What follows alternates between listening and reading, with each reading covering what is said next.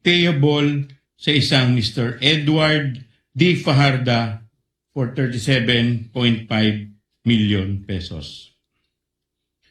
Ikaapat, na ang mga nasabing check, Your Honor, ay personal na iningcash ni Mr. Edward Fajarda bilang Special Disbursing Officer ng Department of Education noong February 22, 2023, April 26, 2023, at July 13, 2023.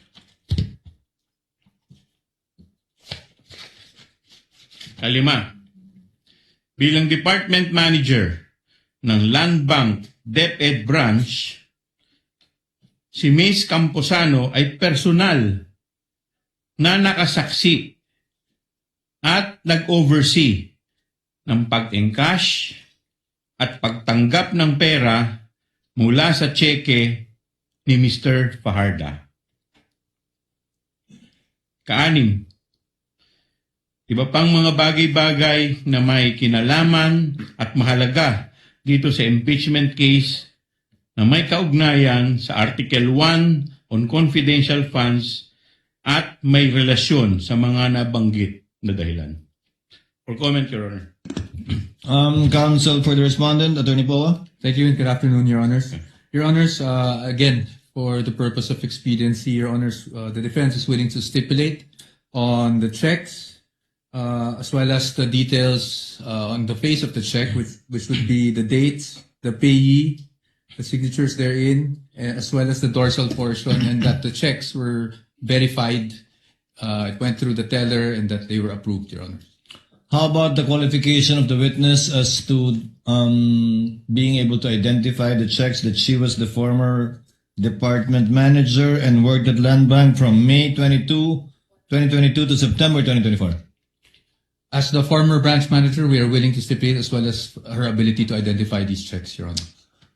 Having so stipulated, Chair would like, for the information of the Senator Judges, kindly flash as I read the details of the check so that we are in agreement as to what is being stipulated to by the respondent.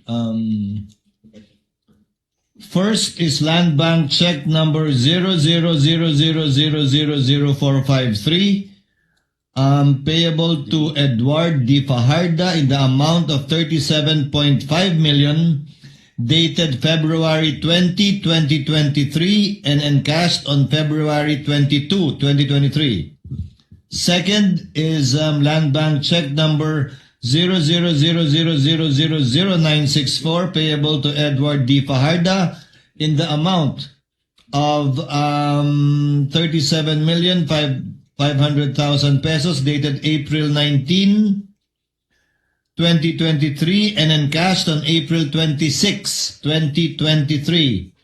And finally, Land Bank check number 0000002250, payable to Edward D. Fajarda in the amount of 37.5 million, dated July 11, 2023, and encashed on July 13, 2023.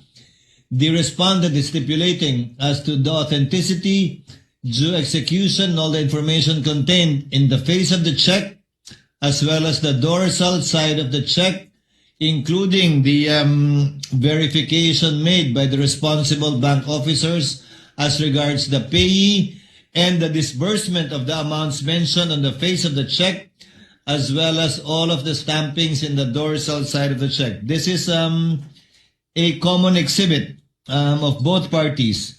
On the part, again for the record, on the part of the defense, it's P Roman numeral number 128E to P Roman numeral number 28E-1, and P Roman numeral number 28F to P Roman numeral number 128F1, P Roman numeral number 28G to P Roman numeral number 28G-1.